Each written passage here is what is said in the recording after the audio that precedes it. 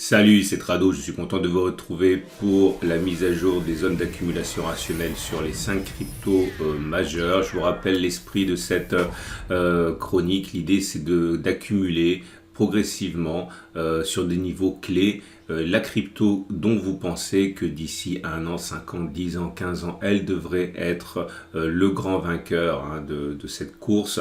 On ne sait absolument pas quand la hausse va reprendre, on ne sait pas quand la baisse elle-même va s'arrêter, mais on sait qu'en achetant à des niveaux précis, on peut éviter de rentrer à n'importe quel moment sur des niveaux qui sont complètement farfelus. On commence tout de suite avec Bitcoin. Alors Bitcoin est dans une situation assez tendue puisque nous sommes maintenant au contact de la moyenne mobile à 200 jours, ce qui est inquiétant parce que si on devait la casser, ça voudrait que la tendance de long terme ne serait plus haussière. Ça en est déjà terminé de la tendance générale et de la tendance de fond qui sont baissières puisqu'on est en dessous de la M20 et de la M50. Comme on peut le voir, on a des supports et des résistances. Premier support qui a fait ses preuves, c'est 48 300, 48 780. Deuxième support, 45 200, 44 800. Troisième support, 40 580, 39 600. Ce sont autant de zones qui font sens. Là, c'était un support qui a déjà fonctionné par 2 fois, notamment lors de la grande attaque du 4 décembre. Ici, il s'agissait d'une résistance qui a été cassée, qui a changé de polarité et qui est devenue support. Et là, nous avons une zone qui a fait ses preuves le 10 décembre, il y a 3-4 jours. Et bien sûr, des résistances partout. On peut s'inquiéter du fait qu'on a cassé cet oblique ici de long terme qui également matérialise le fait que la tendance de long terme est menacée. Maintenant, si vous croyez en Bitcoin, si vous croyez que tout ce qui se passe actuellement n'est que prétexte à accumuler progressivement pour le futur, eh bien, j'achèterai mes zones d'accumulation rationnelle sont chacun de ces points, en achetant un petit peu ici si on y va, en achetant encore un peu ici si on y va, en achetant encore un peu là si on y va. Bon, il y a d'autres zones, mais il n'y a pas de raison de les envisager maintenant. Évitons d'acheter au contact de la résistance journalière 54 900, 53 280, car c'est une zone de résistance, ancienne zone de support qui a été cassée, qui a changé de polarité.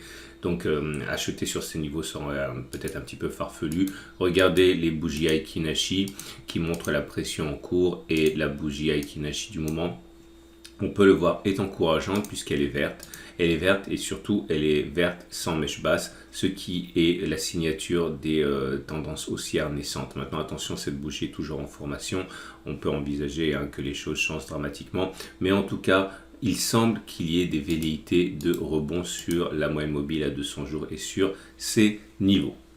Et on passe à l'Ethereum qui est sur une zone de support hebdomadaire. Je vous montre les données hebdomadaires, c'est plus facile pour débuter. Donc une bougie égale à une semaine. Vous voyez que on avait une zone de résistance ici qui a martyrisé les cours à 2 reprises. On a réussi à la casser là. Donc changer de polarité. Ayant changé de polarité, elle devient donc support. C'est cette grande zone grise dont on peut voir qu'elle a tenu. Elle n'a pas été cassée sur les données hebdomadaires qui nous apportent que c'est un support hebdomadaire. Maintenant, si on regarde les données journalières, on a l'impression que cette zone a été cassée, mais elle ne l'a pas été, on vient de le voir. En tout cas, c'est une zone d'accumulation rationnelle. Toute cette zone grise dans laquelle on a pénétré, que l'on a traversé, est une zone d'accumulation rationnelle. Clairement, il n'est pas trop tard sur ces niveaux d'accumuler un petit peu. Prochaine zone d'accumulation rationnelle, si on y va, le support journalier 36, 70, 33, 80. Attention à ne pas acheter au contact de la résistance journalière 48, 78, 47, 40, puisqu'on sera au contact d'une résistance ici, ce serait pas très malin. En tout cas, pour l'instant, la tendance de long terme est haussière, et la tendance de fond et la tendance générale sont plutôt neutres, avec une M50 et une M20 qui dérivent à plat. Si on a des bougies Aiki Nashi, on constatera que pour l'instant, il y a une amélioration, ce n'est pas haussier, mais c'est une amélioration puisque la bougie est verte. Mais c'est pas superbe non plus car c'est une bougie verte avec une mèche haute et une mèche basse. Ok, donc c'est plus de l'indécision qu'autre chose. On n'a pas les belles bougies haussières ici comme on a pu avoir précédemment avec des longs corps et sans mèche basse. Mais la bonne nouvelle, encore une fois, c'est que sur ce niveau, on est sur une zone d'accumulation rationnelle qui nous permet, si on croit que l'Ethereum sera destiné à avoir un avenir radieux, eh bien d'acheter petit à petit. On passe à la troisième crypto, BNB, Binance Coin. Et là aussi, cette cassure de oblique ascendante qui montre la fin de la tendance haussière. Alors attention, une fin de tendance haussière ne veut pas dire tendance baissière. Plus souvent, ça donne une latéralisation qu'une baisse importante. Mais en tout cas, la tendance haussière semble avoir vécu pour l'instant. Tant mieux quand on veut accumuler pour le long terme si on pense que Binance Coin est est une crypto à détenir pour le long terme. Première zone d'accumulation rationnelle, on l'a déjà visité, hein, c'est les 519, 503, toujours la même logique, zone de résistance qui a été cassée, qui a changé de polarité et qui sert de support à présent. Prochaine zone d'accumulation rationnelle, un retour sur le support journée des 438-450. Évitons d'acheter aux alentours de 690-660. On voit bien que c'est une zone dont le marché ne veut pas pour l'instant. Tendance de long terme haussière, tendance de fond neutre, tendance générale neutre, puisqu'on est en dessous de la M50 qui monte et en dessous de la M20 qui est plate.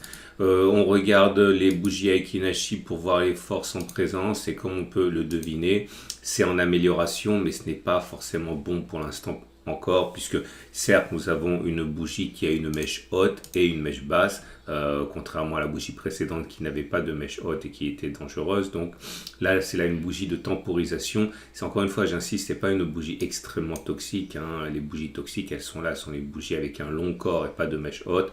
Mais on va dire que c'est quand même un peu meilleur, hein, que ce à quoi on a assisté récemment.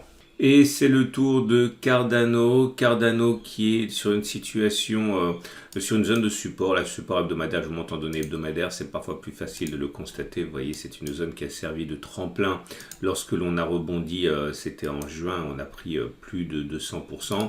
On revient sur cette zone, elle est donc défendue. Je reviens sur les données journalières et donc on voit que nous sommes actuellement à l'extrême limite, mais on est toujours en zone d'accumulation rationnelle. Pour ceux qui pensent que Cardano a été injustement martyrisé depuis maintenant les plus hauts qui datent du 2 septembre, puisqu'on a perdu quand même plus de la moitié, hein, de la valeur, 56% voire 60% à un moment la semaine dernière. Si vous pensez que Cardano est donc une valeur qui mérite d'être mise en portefeuille pour le long terme, eh bien vous êtes sur une zone qui va forcément vous satisfaire. Un enfoncement de la zone des supports hebdomadaires pourrait également faire l'affaire. C'est-à-dire que si on devait transiter par la zone et même descendre en bas, ça vaudrait encore une perte de 25%. Je pense qu'il est opportun de garder des cartouches pour acheter encore donc en bas de la zone de support, ou si on y va, le support journalier 0,84, 0,70. Encore une fois, cette stratégie est pour les investisseurs, les hodlers de long terme, hein, et donc à partir de là, on n'est pas pour penser à la revente, on est là simplement pour accumuler le plus possible au meilleur prix pour le long terme. Donc ce sont des zones qui sont forcément intéressantes. Quand on regarde les bougies Aiki Nashi, on a une situation où là aussi c'est plutôt la rémission qui semble se mettre en place, mais la bougie n'est pas terminée, mais c'est encourageant, c'est une bougie verte sans mèche basse, donc forcément c'est beaucoup mieux que les bougies rouges précédentes. On va terminer avec la dernière crypto qui nous intéresse, à savoir Solana. Et c'est peut-être un moment critique pour Solana, puisque regardez, je vais les données hebdomadaires toujours pour comprendre les choses. Il semble que nous soyons sur le point de préserver ce support hebdomadaire ici. C'est très important de le préserver puisque le prochain support est beaucoup plus bas. Il est à 116, 136. On va dire que c'est préservé. Si ça devait effectivement terminer dans la zone grise ou juste un petit peu en dessous, c'est pas grave, on considérera que ça sera préservé. Ça serait donc bien pour la suite. Et regardez les données journalières. On est donc toujours dans une zone d'accumulation rationnelle puisqu'on est même à un niveau très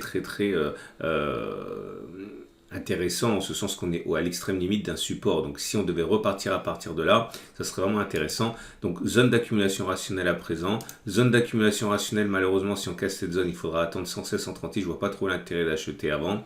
Et attention parce qu'on a une petite résistance ici à 187, 195, ancien support qui a été cassé, qui a changé théoriquement de polarité et qui risque de devenir résistance. Donc évitons d'acheter dans cette zone-là. On achète soit avant si on pense qu'on est sur une zone de support, ou que même si on n'en pense rien mais qu'on veut accumuler, on peut accumuler à mon avis jusqu'à 195. Il faut arrêter aux alentours de 187, 195 et attendre que l'on clôture au-dessus de 195 pour acheter encore, puisque si on clôture au-dessus de la résistance 195, on l'aura effacé et donc on peut envisager qu'on continue de repartir vers le nord.